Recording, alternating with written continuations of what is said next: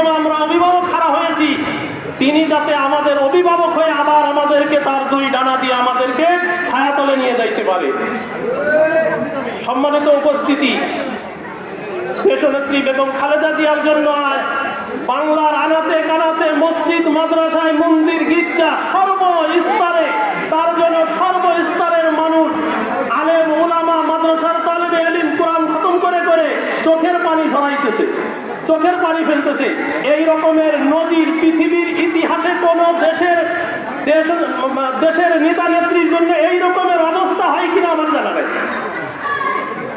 সবচাইতে বড় হলো পৃথিবীর মধ্যে তারা বিভিন্ন মিডিয়াতে দেখেছে যে এই রকমের জানাজায় যে লোক সমাগম হয়, এত একত্রিত হয়, পৃথিবীর ইতিহাসে এত লোক কারোর জানাজার নামাজে শরীক হয় না।